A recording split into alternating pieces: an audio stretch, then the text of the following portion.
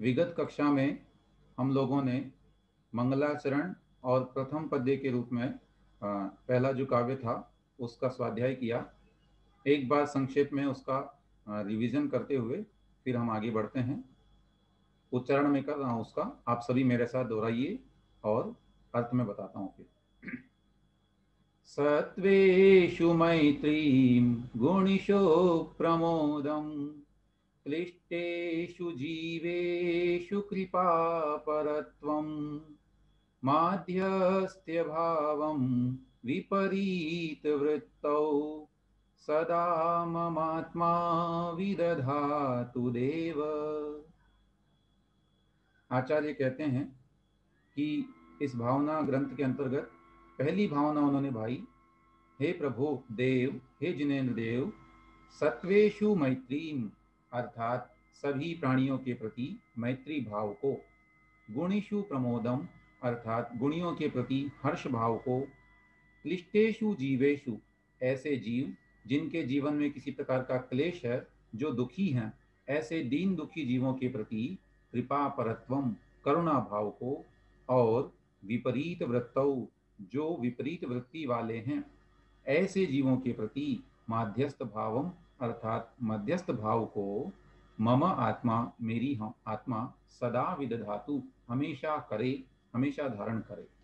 तो इस प्रकार चार चार प्रकार के भावों की चर्चा की गई कि हमें प्राणी मात्र के प्रति मित्रता रखनी है, जो हमसे गुणों में अधिक हैं उनके प्रति हर्ष भाव अर्थात उन्हें देखते ही बड़ा हर्षित होना, और अंत में जो है दया करुणा के योग्य जीवों के प्रति करुणा करना, और विपरीत वृत्ति वालों के प्रति माध्यस्थ रखना, है ना। और ये पंक्तियां हिंदी भाषा में हम सभी पढ़ते हैं, जैसा कि आप लोगों ने मेरी भावना सभी को याद होगी ही। उसमें आती है पंक्तियां, मैत्री भाव जगत में मेरा सब जीवों से नित्य रहे, दीन दुखी जीवों पर मेरे उर से करुणा स्रोत बहे, दुर्जन गुणी जनों को देख हृदय में मेरे प्रेम उमड़ आवे, बने जहाँ तक उनकी सेवा करके यह मन सुख पावे, इत्यादि पंक्तियों के माध्यम से यही काव्य वहाँ बताया गया है। अन्यत्र भी इस काव्य के भाव मिलते हैं और ये हमारे जीवन में घटित हो ऐसी भावना के साथ में। आइए आज हम आगे बढ़ते हैं। पद्य क्रमांक 2,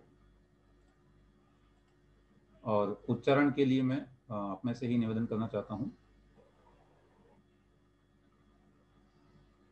हाँ, इलिया जैन जी आप उच्चारण कर लेंगे, मेरे उपरांत दोहराएंगे ना।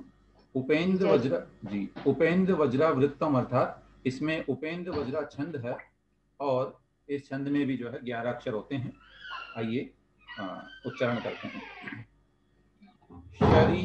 शरीरतः कर्तुमनंत शक्तिम, शरीरतः कर्तुमनंत शक्तिं विभिन्नमात्मानमपास्तदोषम्, विभिन्नमात्मानमपास्तदोषम् जिनेन्द्र कोशादिव खड्गयष्टिम्, जिनेन्द्रकोशादिव खड्गयस्तिम् तव प्रसादेन ममास्तु शक्तिः।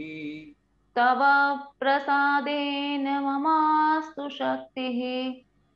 बहुत बढ़िया, आप म्यूट कर लीजिए, हम सभी एक साथ बोलेंगे। शरीरतः कर्तुमनंत शक्तिं विभिन्नमात्मानमपास्तदोषम्, जिनेन्द्र कोशादिव खड्गयष्टिम्, तव प्रसादेन ममास्तु शक्तिः। पुनः एक बार बोलते हैं। शरीरतः कर्तुमनंत शक्तिं विभिन्नमात्मानमपास्तदोषम्, जिनेन्द्र कोशादिव खड्गयष्टिम्, तव प्रसादेन ममास्तु शक्तिः। हाँ, सर्वप्रथम इसका संधि विच्छेद हम देखते हैं। इस छंद में कितने शब्दों का प्रयोग आचार्य महाराज ने किया है। सर्वप्रथम है शरीरतः कर्तुम अनंत शक्तिम, ये दो शब्द हैं जो कि पूरा एक सा लिखा दिखाई देता है। यहाँ दो हैं, कर्तुम और अनंत शक्तिम। माँ ये आधा होकर के इसे हलंत कहते हैं, जैसा कि नीचे लिखा हुआ है, और उसके उपरांत अनंत शक्तिम ये इसमें से निकल आएगा। विभिन्नम आत्मानम अपास्त दोषम, यहाँ पर भी तीन शब्द हैं और इस रूप में है विभिन्नम प्लस आत्मानम और फिर वहां से आकार निकाल के अपास्त दोषम।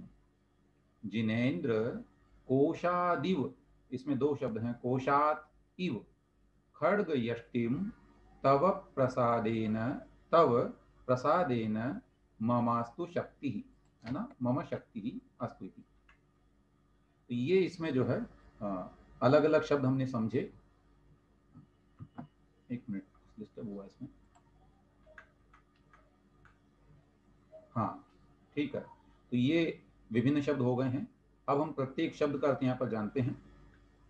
शरीरतः, है ना, पहले आप पद्य में ही देख लीजिए, उसकी दृष्टि से चलते हैं, फिर हम अन्वय से इसको बता देंगे आपको।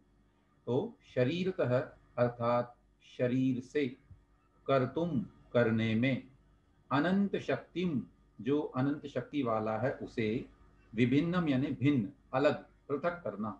किसको? आत्मानम यानी आत्मा को। कैसा है आत्मा? अपास्त दोषम अर्थात जो दोषों से रहित है। अपास्त का मतलब होता है दूर कर देना, है ना। तो जिसने दोषों को दूर कर दिया है, ऐसे हमारी आत्मा को शरीर से अलग करने के लिए जिनेन्द्र, हे जिनेन्द्र भगवान, यहाँ जो चिन्ह है इसे संबोधन चिन्ह कहते हैं। और संबोधन का मतलब है कि हम भगवान को संबोधित कर रहे हैं, उनसे प्रार्थना कर रहे हैं। तो यहाँ संबोधन विभक्ति भी है और उसी के अनुसार यहाँ पर चिन्ह भी प्रयोग किया गया है। तो हे जिनेन्द्र भगवान, कोशात इव खड्ग यष्टिम, जैसे कोशात माने कोश से, कोश का मतलब यहाँ लेना है म्यान से, खड्ग यष्टिम जैसे तलवार की यष्टि को, यष्टि बोलते हैं सीधी जो तलवार है उसकी ना, तलवार का जो हिस्सा है, उस तलवार को म्यान से जिस प्रकार निकाला जाता है उसी प्रकार से अपनी आत्मा को शरीर से भिन्न करने के लिए तव प्रसादेन, आपके प्रसाद से, आपकी कृपा से, मम यानी मुझे, शक्ति ही अस्तु, शक्ति होवे। अब यदि इसको हम सीक्वेंस में बना करके देखते हैं तो यहाँ लिखा हुआ है नीचे शब्दार्थ में, एक एक शब्द को देखें, पुनः अर्थ बताता हूँ। जिनेन्द्र, है ना, हे जिनेन्द्र भगवान, तव प्रसादेन आपके प्रसाद से अर्थात आपकी कृपा से, आपकी अनुकंपा से, अनंत शक्तिम जो अनंत शक्ति वाला है, ऐसे अनंत शक्तिमान, और अपास्त दोषम अर्थात जो दोषों से विहीन है, जिसने दोषों को दूर कर दिया है, ऐसे आत्मानम अपनी आत्मा को, कोशात कोश से अर्थात म्यान से, खड्ग यष्टिम इव तलवार के समान, तलवार की भांति, तव प्रसादेन अर्थात तलवार के समान, शरीरतः विभिन्नम कर्तुम शरीर से अलग करने के लिए, पृथक करने के लिए, मम शक्ति ही अस्तु मेरे अंदर शक्ति होवे। क्या मतलब? यहाँ आचार्य महाराज क्या भावना बा रहे हैं? कह रहे हैं वे कि हे भगवान, हे जिनेन्द्र देव, जिस प्रकार तलवार को म्यान से पृथक किया जा सकता है, यद्यपि दोनों एक जगह रहती हैं, है ना, तलवार और म्यान, म्यान के अंदर का तलवार रहती है, तो उस तलवार को म्यान से अलग कर सकते हैं, उसी प्रकार मुझ अनंत शक्तिमान और सभी दोषों से रहित अपनी इस आत्मा को शरीर से पृथक करने के लिए शक्ति मिले, शक्ति प्राप्त हो। तो यहाँ आचार्य महाराज भावना भा रहे हैं कि इस संसार में जो भटक रहा हूं मैं, उसका कारण क्या था? ये आत्मा और शरीर का संयोग, जो 5 प्रकार के शरीर कहे गए हैं, है ना, औदारिक, वैक्रियक, आहारक, तेजस, कार्मण इत्यादि, इन 5 शरीरों से सहित होने के कारण ही तो मैं संसार में हूँ। जिस दिन ये 5 शरीर मुझसे पृथक हो जाएंगे, उस दिन मैं मुक्त हो जाऊंगा। तो आचार्य महाराज भगवान से भावना भा रहे हैं कि हे स्वामी, मेरे अंदर ये भाव आया है कि मुझे शक्ति मिले। और कैसी शक्ति मिले? मैं कुछ और नहीं मांग रहा हूँ, शक्ति में इतना ही मांग रहा हूँ कि मुझे अपनी आत्मा को शरीर से भिन्न करने की शक्ति दे दो, है ना। जैसे आपने स्वयं के शरीर से आत्मा को भिन्न किया और मोक्ष में जा विराजे, उसी प्रकार मुझे भी ऐसी शक्ति मिल जाए कि मैं भी अपने शरीर को छोड़ करके और मोक्ष में जा सकूं। अभी तक ऐसी शक्ति मुझ में आई नहीं। निरंतर कोई न कोई शरीर मेरे साथ में लगा हुआ है। जब मैं देव बनता हूँ तो मुझे वैमानिक वैक्रियक शरीर मिल जाता है। जब मैं मनुष्य या पशु बनता हूँ तो मुझे औदारिक शरीर मिल जाता है। कार्माण, तेजस इत्यादि शरीर मेरे साथ हमेशा लगे हुए हैं ही। अतः इन शरीरों के निमित्त से ही मैं संसार में भटक रहा हूँ। कृपा करके मुझे ऐसी शक्ति दीजिए कि मैं संसार का छेद करने के लिए शरीर का नाश कर सकूं। ठीक है, ये इसका अर्थ हुआ। अब जिज्ञासाओं के लिए मैं थोड़ा सा आपको बाद में ही निवेदन करूंगा। अभी थोड़ा पहले पढ़ लेते हैं ताकि बीच में किसी को डिस्टर्ब ना हो। इन्हीं का कहना है कि आवाज़ कम है, परंतु ऐसा मैंने शुरू में देखा था, आवाज़ कम नहीं थी। और आप प्लीज़ अपने डिवाइस को ठीक कीजिए या ईयरफोन का यूज़ कीजिए तो ज़्यादा सही होगा। ठीक, अगले काव्य की ओर बढ़ते हैं हम लोग।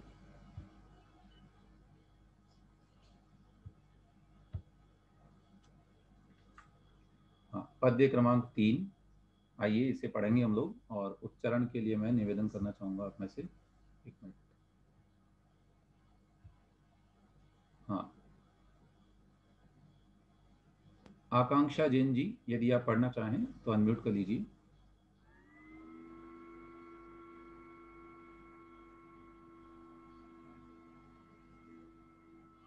अस्तु, अभी विनीत जैन जी अथवा विनीता जैन जी ने जो हैंड रेस किया था वो कर लेंगे, वो पढ़ लेंगे। ठीक।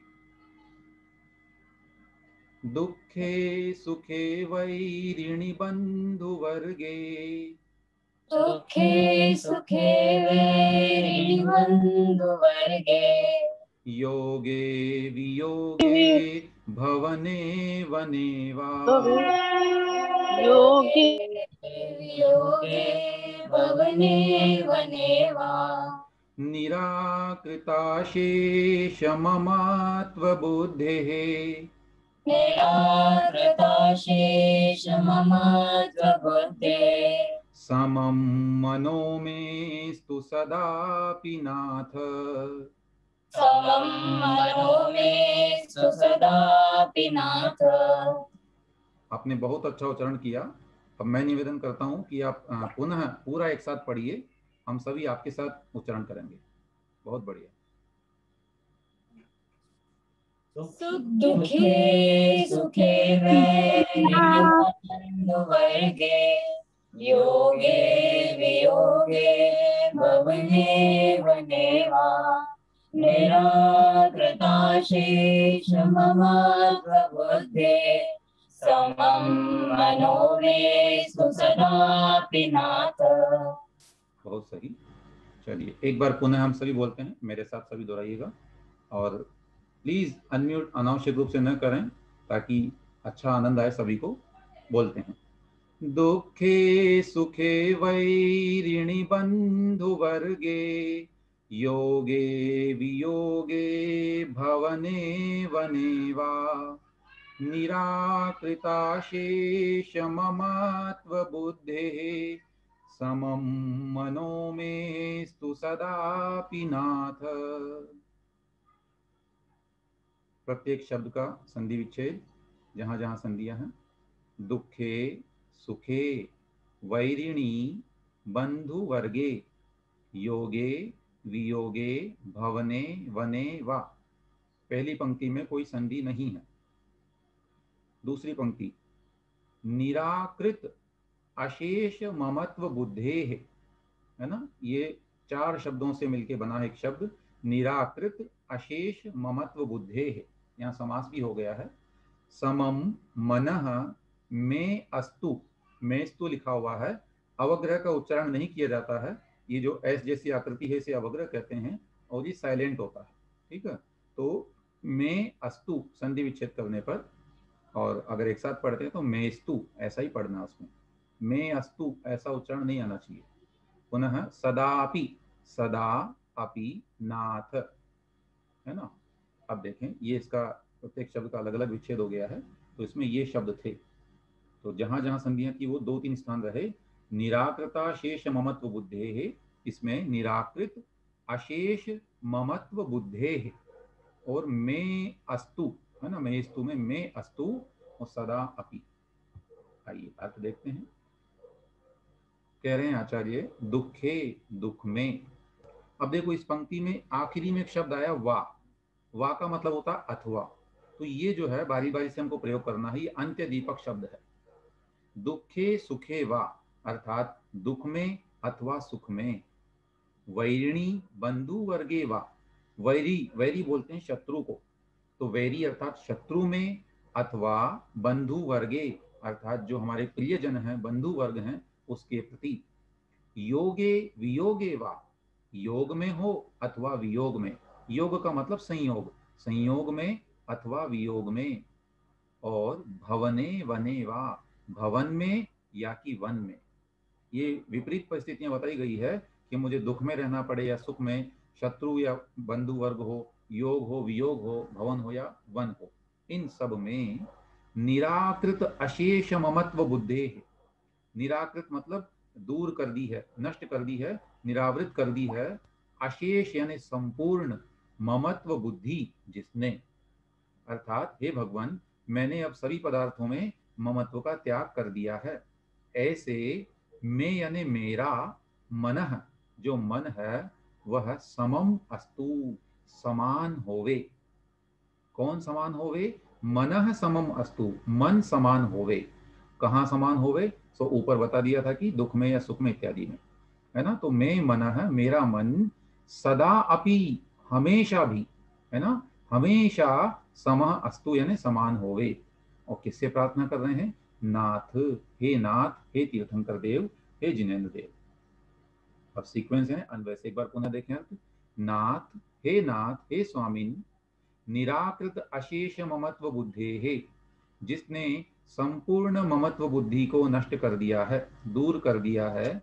ऐसा मैं यानी मैं हूं, मेरा, मन यानी मन, दुखे वा सुखे वा, दुख में अथवा सुख में, वैरिणी अर्थात शत्रु में अथवा बंधु वर्गे अर्थात प्रियजन के समूह में, योगे अर्थात संयोग में अथवा वियोगे यानी वियोग में, भवने अर्थात भवन में या कि वन में, सर्वत्र यानी हमेशा, है ना, सॉरी सर्वत्र यानी सब जगह पर, सदा अपि हमेशा ही, समम अस्तु यानी समान रहे, उसमें किसी प्रकार का वैषम्य नहीं आए। ऐसा न हो कि मैं दुख में बहुत ज्यादा व्याकुल हो जाऊं और जब खुशी आए तो मैं बहुत ज्यादा प्रसन्नता का भाव रखने लगूं, हर्ष विषाद न करूं मैं, ऐसी मेरी भावना यहाँ आचार्य महाराज ने प्रकट की है ना। तो तीसरा ये काव्य है और इसमें आचार्य महाराज ने कितना अच्छा भाव भाया है। और ये भाव बहुत महत्वपूर्ण भाव है ना। यदि हम विचार करें तो इस भाव की महिमा बहुत आचार्यों ने गाई है। पहले इसको एक बार हिंदी में हम देख लेते हैं भावार्थ रूप में, फिर उस पर विचार करेंगे। एक इसकी पावर हमें ऑन करनी चाहिए।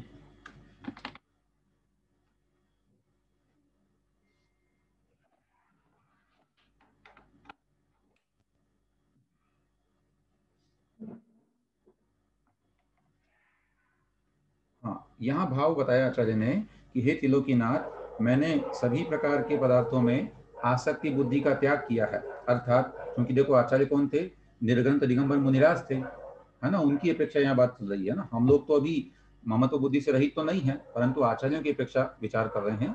और हमें अपने मन में भी ऐसे भाव आना चाहिए कि हम भी निरासक्त हो सके। तो क्योंकि मैंने सभी पदार्थों में आसक्ति बुद्धि का त्याग कर दिया है, ऐसे स्वरूप वाला मेरा यह मन, चाहे दुख में हो या सुख में, शत्रु हो या बंधु, संयोग हो या वियोग, मैं भवन में रहूं या कि वन में, सर्वत्र समता परिणाम को धारण करे, ऐसी आपसे प्रार्थना है। और आचार्य ने कहा है कि मोक्ष का आधार यदि है तो वो है समता, है ना। क्योंकि सभी पदार्थ, सभी संयोग, ऐसा तो है नहीं कि हम एकदम से दीक्षा लेकर के कोई व्यक्ति जो है बैठ जाए और फिर बिल्कुल से कुछ भी ग्रहण न करे, है ना, बिल्कुल प्रवृत्ति में प्रवृत्त हो ही नहीं, बिल्कुल से निवृत्त हो जाए, ऐसा नहीं होता है।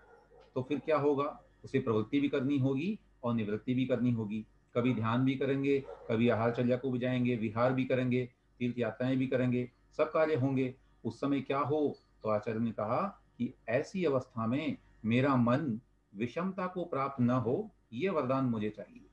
अर्थात मैं समता भाव धारण करूं, कहीं पर मेरा सम्मान होगा, कहीं अपमान होगा, है, कहीं लोग बहुत आओ भगत करेंगे तो कहीं ऐसा भी होगा कि कोई होगा ही नहीं वहाँ, है ना। सारी संयोग वियोग किसी भी प्रकार के हो सकते हैं, तो उनमें मैं हर्ष विषाद न करूं, यही यहाँ पर भाव भाया गया है। और ये जैन दर्शन के साथ तो ऐसा है ही, अन्य दर्शनों में भी, है ना, जो सर्वप्रसिद्ध ग्रंथ वर्तमान में जैसे मानते हैं लोग भारतवर्ष में, वो है गीता। वहां पर भी इसकी बड़ी महिमा गाई गई है। वहां भी अर्जुन को जो है श्री कृष्ण ने उपदेश देते हुए ये कहा कि हे अर्जुन, तुम योग में स्थित होकर के कर्म करो, योगस्तः कुरु कर्माणि। और फिर कहा कि योग क्या है, समत्वम योग उच्यते। बोले समता परिणाम का नाम ही योग है। संसार में रहते हुए जब तक तुम कोई कर्म करो तो समता के साथ में ही कर्म करो, उसमें हर्ष विषाद वाली बुद्धि नहीं होनी चाहिए। ये बहुत महत्वपूर्ण भाव है। और पूज्य आचार्य भगवान विद्यासागर जी महाराज साहब का अगर आपने काव्य पढ़ा हो, है ना, मूक माटी काव्य में, उन्होंने भी बड़ी महिमा गाई है समता परिणाम की। और उन्होंने लिखा है कि यदि अपने जीवन से क्रोध को मिटाना है ना, कषायों को मिटाना है, तो समता को धारण कीजिए। समता शब्द ही स्वयं कहता है समता, इसका उल्टा करते हैं तो तामस, तामस अर्थात क्रोध। तो क्रोध को मिटाना है तो उसका विपरीत है समता।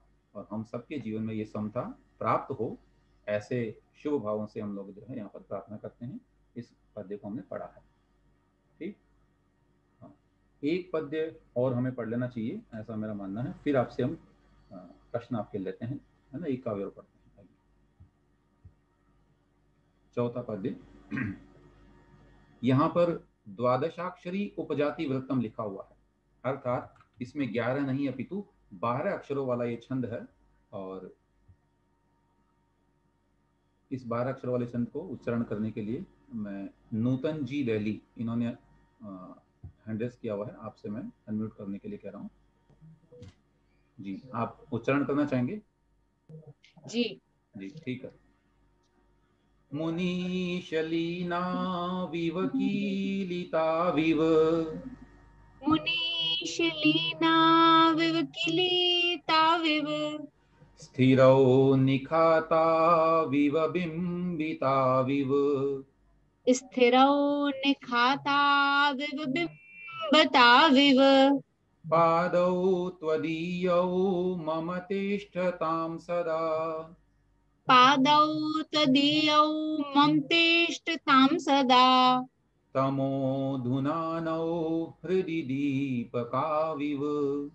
तमोधुनानौरदिदीपिकाविव। हाँ देखिए, उच्चारण में थोड़े से आपको करेक्शन करने चाहिए।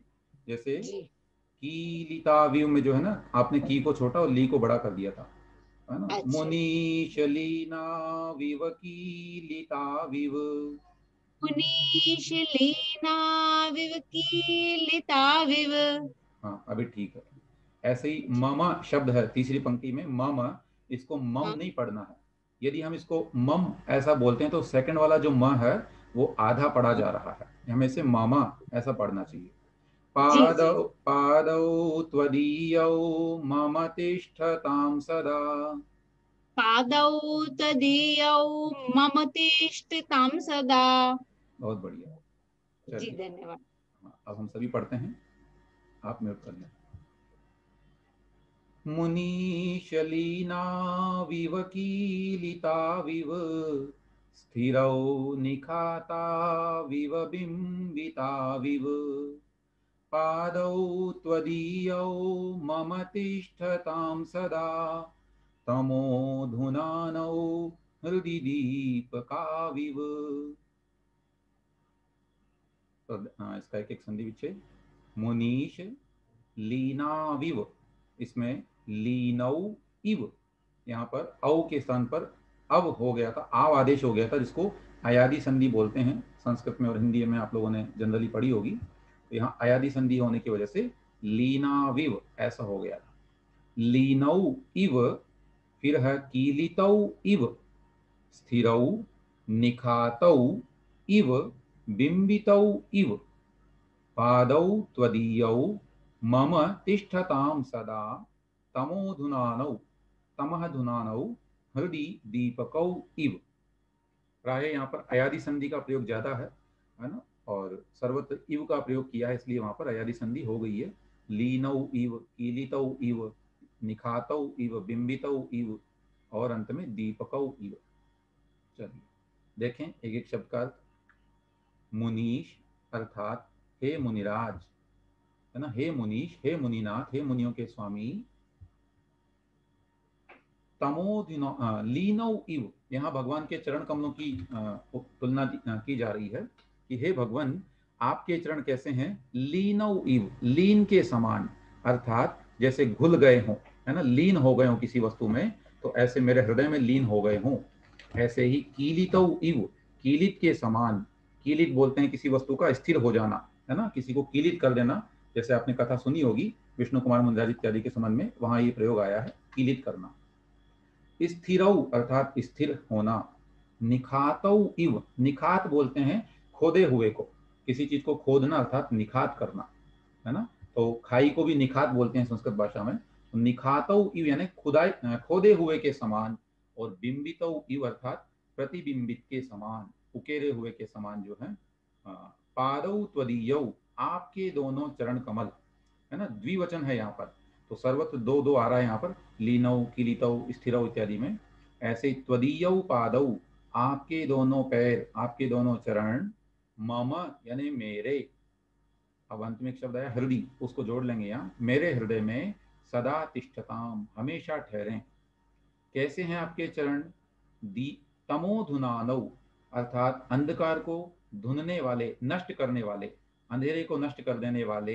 दीपकौ इव, दीपक के समान, जैसे दीपक अंधेरे को नष्ट करता है, ऐसे ही आपके चरण कमल भी अज्ञान को नष्ट करने वाले हैं। ऐसे आपके पवित्र चरण मेरे हृदय में हमेशा रहें। पुनः एक बार अन्वय से शब्दार्थ। मुनीश, हे मुनिनाथ, तमोधुनानौ अर्थात अंधकार को नष्ट करने वाले। दीपकौ इव, दो दीपकों के समान, क्योंकि चरण दो हैं तो दीपक भी दो लिए, कि अंधेरे को नष्ट करने वाले जैसे दो दीपक रखे हुए हों, उन दीपकों के समान। त्वदीयौ पादौ, आपके दोनों चरण। मम हृदये, मेरे हृदय में। लीनौ इव, लीन के समान, अर्थात जैसे वे लीन हो गए हों, उसमें घुल गए हों, बिल्कुल हृदय में समा गए हों। कीलितौ इव अर्थात मेरे हृदय में ही जाकर के कीलित हो गए हों। अथवा निखातौ इव, निखात माने खुदे हुए के समान हो। और बिंबित यानी प्रतिबिंब, जैसा मेरा बिंब जो है दिखाई देता है दर्पण इत्यादि में, ऐसे ही वे प्रतिबिंबित होते हुए हों। इस तरह से किसी भी रूप में हो, लेकिन सदा स्थिर हो, हमेशा स्थिर होकर के तिष्ठता मैंने विराजमान हो जाएं, रहे आए, मेरे हृदय में ही विद्यमान रहें। ये भगवान से अगली प्रार्थना की है कि हे स्वामी, पहले तो बात बता दी कि मुझे कुछ नहीं चाहिए, इस संसार से पार होने की जो है शक्ति चाहिए इत्यादि भावना की। अब यहाँ भाव आ रहे हैं कि हे मुनिनाथ, हे मुनीश, अंधेरे को नष्ट करने वाले दो दीपकों की तरह आपके दोनों चरण, चाहे वे घुले हुए हों या फिर कीलित हों, या कि खुदे हुए हों या प्रतिबिंबित हों, बस वे मेरे हृदय में हमेशा स्थिर होकर के विराजमान रहें, ऐसी मेरी आपसे प्रार्थना है, ऐसी मेरी मंगल भावना। तो अगली भावना के रूप में कितना पवित्र भाव आचार्य ने कहा, और ये भाव हमारे मन में प्रतिदिन आना चाहिए। जब भी हम भगवान के दर्शन करने जाएं तो दृष्टि कहीं अटके ना अटके, भगवान के चरणों पर जरूर अटकनी चाहिए कि यही वो स्थान है जो मुझे पार लगाएगा, मुझे और नहीं उन्हीं के चरणों में जाकर के स्थान प्राप्त करना है। और यही हमारी जो है विनय होती है। कहा गया है कि विनय किसे कहेंगे, जब हम सामने वाले के सबसे नीचे वाले स्थान जो कि पैर होते हैं, वहां पर सबसे उत्तम स्थान हमारा जो कि सिर होता है, उसको स्थापित कर दें, ये हमारी सच्ची विनय का प्रतीक होता है। तो भगवान को यही कहा गया कि हे भगवान, आपके दोनों चरण जो है वो मेरे हृदय में विराजमान हो जाएं, ऐसा मैं भाव करता हूँ। ठीक, ये आपके समक्ष हमने 3 श्लोक रखे हैं। अब मैं आपसे निवेदन करता हूँ कि जिनको कोई प्रश्न करना हो वे कृपया हैंड रेस कर दीजिए, मैं उनको अनम्यूट करके जिज्ञासा समाधान करने का प्रयास करता हूँ।